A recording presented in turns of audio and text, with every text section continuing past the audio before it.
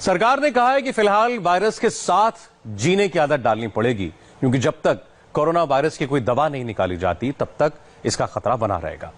Health ministry में एक high level meeting हुई जिसमें आयुर्वेद पर चर्चा हुई।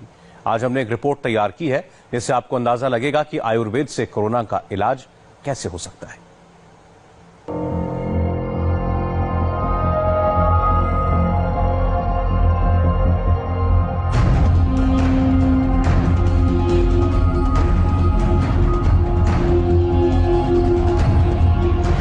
एक तरफ वायरस है तो दूसरी तरफ आयुर्वेद की ये 4 औषधियां हैं। एक तरफ वैक्सीन की खोज है तो दूसरी तरफ आयुर्वेद की शक्ति है। वायरस के इलाज के लिए अब देश के स्वास्थ्य मंत्रालय ने एक नए आइडिया को ट्राई करने की बात कही है। ये नया आइडिया है आयुर्वेदिक औषधियों से कोरोना का इलाज।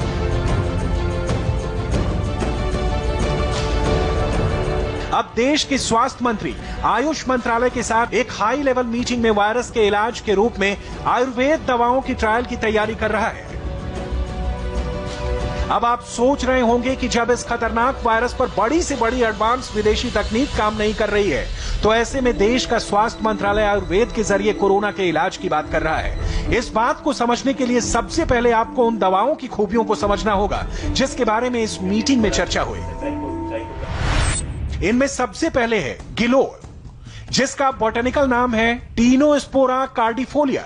दूसरी औषधि है अश्वगंधा, जिसका वैज्ञानिक नाम है विदानिया सोनमिफेरा।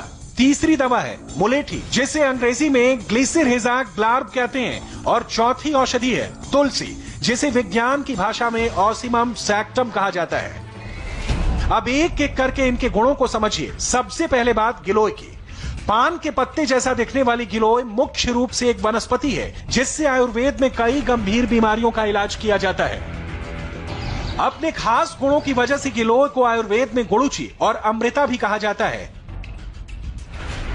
गिलोय मुख्य रूप से इम्यून सिस्टम को अच्छा बनाता है और इसमें anti allergic, anti inflammatory, antioxidant और एंटी डायबिटिक तत्व मौजूद होते हैं। कुल मिलाकर मानव शरीर के हर अंग के लिए गिलोय एक लाभकारी औषधि है। गुजरात के एक आयुर्वेद विश्वविद्यालय में लाइफ स्पैन यानी जीवन चक्र को बढ़ाने की विधियों पर एक रिसर्च किया है। इस रिसर्च में कुछ मक्खियों पर 30 दिन तक गिलोय पाउडर का इस्तेमाल किया गया। आपको जानकर हैरानी होगी कि इससे मक्खियों का जीवन काल 85 दिन का हो गया। आमतौर पर मक्खियों का जीवन काल 25 से 30 दिन का होता है। बाद में इस रिसर्च को नीदरलैंड के एक हेल्थ केयर जर्नल में प्रकाशित किया गया। डेंगू और मलेरिया जैसे बुखार को ठीक करने के लिए बहुत से एक्सपर्ट गिलोय लेने की सलाह देते हैं। टाइप 2 डायबिटीज से पीड़ित रोगियों का शुगर लेवल ठीक करने के लिए गिलोय के इस्तेमाल की सलाह दी जाती है। इससे शरीर में इंसुलिन हार्मोन बनने में मदद मिलती है जिससे शुगर लेवल ठीक रहता है। अच्छी बात यह है कि गिलोय को दैनिक जीवन में भी तय मात्रा में लिया जा सकता है। आयुर्वेद के कुछ आचार्य इसे सुपर फूड यानी शक्तिशाली खाद्य पदार्थ मानते हैं। ये जो गिलोय है इसके अंदर यदि एक्टिव कंपोनेंट्स की दृष्टि से देखा जाए तो कीनोकार्टिसाइड के साथ साथ इसमें ग्लूकोसाइड होता है, इसमें फास्फोरस होता है, इसके अंदर कॉपर होता है, साथ ही कैल्शियम, जिंक और मैग्नीशियम होता है। और ये त्रिदोषनाशक है इम्यूनिटी को बढ़ाने के लिए, डायबिटीज को नियंत्रित करने के लिए, वेट को नियंत्रित करने के लिए, हड्डियों को मजबूत करने के लिए। जो भी क्रोनिक डिजीज है कोरोना का खतरा उनके ऊपर बहुत ज्यादा बना रहता है। जितने भी क्रोनिक डिजीज है माने blood pressure, heart problem, asthma, diabetes, obesity और किसी भी प्रकार की जो क्रोनिक डिजीज है इंटरनल ऑर्गन से रिलेटेड उनको दूर करने में गिलोय की बहुत बड़ी भूमिका है। सर्दी जुकाम कफ एलर्जी को तो इंस्टेंट बेनिफिट देती है गिलोय। इसलिए गिलोय सच में संजीवनी है। आयुर्वेद में नाम इसका अमृता है। घर में हम गिलोय, तुलसी, अदरक, हल्दी, काली मिर्च का काढ़ा ही पीते, उससे इम्यूनिटी बढ़ती है। मैंने पहले ही दिन से बताया है। अब अच्छी बात है उसको। अच्छी बात यह है कि गिलोय की बेल किसी भी मौसम में गमले जैसी छोटी जगह पर लगाई जा सकती है। ये बिना किसी मेहनत के कुछ ही समय में फैल जाती है। यानी आयुर्वेद का एक वरदान आपके घर में तैयार हो सकता है। लेकिन जानकारी ना होने की वजह से आप इससे अब तक दूर हैं। गिलोय के बाद आयुर्वेद की दूसरी औषधि का नाम है अश्वगंधा। अथर्ववेद में भी अश्वगंधा के बारे में विस्तार से बताया गया है। इसमें मौजूद एंटीऑक्सीडेंट इम्यून सिस्टम को मजबूत बनाने का काम करता है, जिससे रोगों से लड़ने की शक्ति मिलती है। सबसे खास बात यह है कि अश्वगंधा व्हाइट ब्लड सेल्स और रेड ब्लड सेल्स दोनों को बढ़ाने का काम करता है, जिससे इम्यून सिस्टम अच्छा होता है। ब्लड में हीमोग्लोबिन का स्तर बढ़ाने की वजह से अश्वगंधा बैक्टीरिया और वायरस के संक्रमण से बचाव कर सकता है। इसके अलावा अश्वगंधा में नर्वस सिस्टम को मजबूत करने वाले बहुत से गुण भी पाए जाते हैं। कई रिसर्च में ये बात सामने आई है कि यह औषधि शरीर में रिएक्टिव ऑक्सीजन स्पीशीज का निर्माण करती है, यानी इससे शरीर में ऑक्सीजन की कमी दूर होती है। कोरोना के ज्यादातर मरीजों में देखा गया है कि उनके शरीर में संक्रमण की वजह से ऑक्सीजन की कमी होने लगती है, जिसकी वजह से मरीजों की जान खतरे में आ जाती है। इस वजह से कोरोना से बचाव करने वाली औषधि के रूप में अश्वगंधा के इस्तेमाल करने की चर्चा है। आयुष की कुछ दवाइयां जैसे अश्वगंधा है, यष्टि मधु है, या गुडुचि पिपाली है, या आयुष 64 है, ये दवाओं के बारे में व्यापक क्लिनिकल ट्रायल्स आज शुरू हो रहे हैं। ये सारे मंत्रालय मिलकर कर रहे हैं देश में, उन लोगों के ऊपर जो हेल्थ वर्कर्स हैं, हाई रिस्क एरियाज में काम कर रहे हैं। अश्वगंधा के बाद तीसरी औषधि है मुलेठी, जिसे संस्कृत में यष्टि मधु भी कहा जाता है, क्योंकि स्वाद में ये थोड़ी मीठी होती है और गले से जुड़े रोगों में बहुत अच्छा काम करती है। यही वजह है कि कोरोना के इलाज में इस औषधि की चर्चा भी हो रही है, क्योंकि कोरोना वायरस के लक्षण की शुरुआत गले के खराश से होती है। भारत में आमतौर पर पान की दुकानों और आयुर्वेदिक दवा स्टोर पर मुलेठी आसानी से मिल जाती है। मुलेठी में विटामिन बी और विटामिन ई भरपूर मात्रा में होता है। इसके अलावा ये फास्फोरस, कैल्शियम और आयरन का बहुत अच्छा सोर्स है, जिससे शरीर में रोग प्रतिरोधक क्षमता पैदा होती है। मुलेठी में एंटीऑक्सीडेंट, एंटीबायोटिक, प्रोटीन और ग्लिसराइजिंग एसिड भी पाए जाते हैं, जो इम्यून सिस्टम के साथ आंखें, मुंह और गले के उपचार में काम करती है।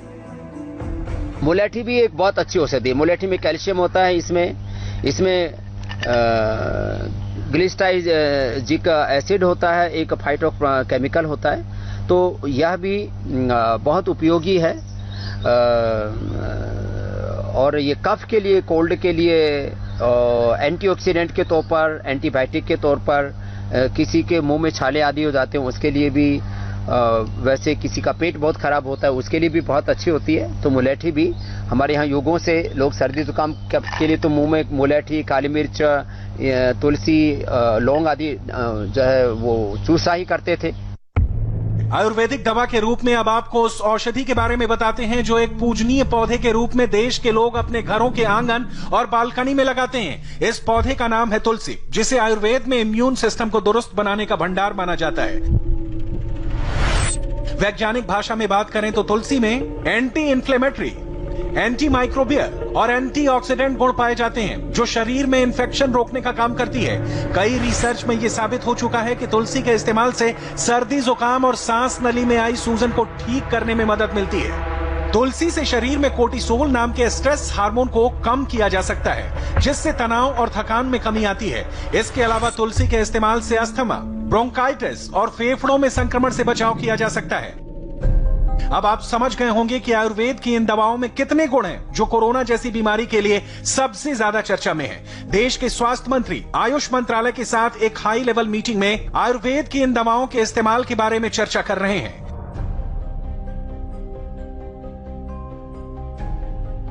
इस मीटिंग में डॉक्टर हर्षवर्धन के साथ आयुष मंत्रालय के सचिव, CSIR के डायरेक्टर जनरल के अलावा भारत के ड्रग कंट्रोलर जनरल भी आयुर्वेद की औषधियों पर चर्चा कर रहे हैं। इसके अलावा इस मीटिंग में आयुष संजीवनी ऐप को लॉन्च किया गया, ताकि देश के ज्यादातर लोग आयुर्वेद के गुणों को समझें और अपनी जिंदगी में इस्तेमाल करें।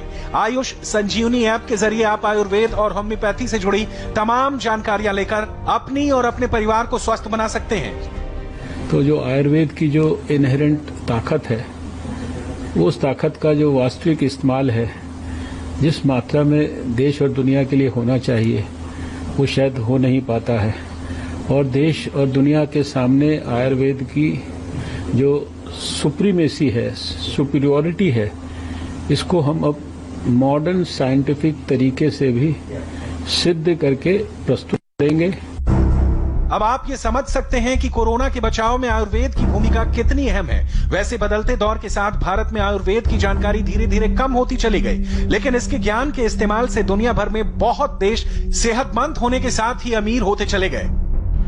आज से करीब 2500 वर्ष पहले आयुर्वेद का ज्ञान बौद्ध भिक्षुओं के माध्यम से दुनिया भर में फैला। दुनिया में जहां जहां भी बौद्ध धर्म फैला, वहां लोगों को आयुर्वेद के बारे में जानकारी मिली और सबसे पहले सेंट्रल एशिया, तिब्बत, श्रीलंका, चीन, जापान और इंडोनेशिया में बौद्ध धर्म के जरिए आयुर्वेद का ज्ञान पहुंचा।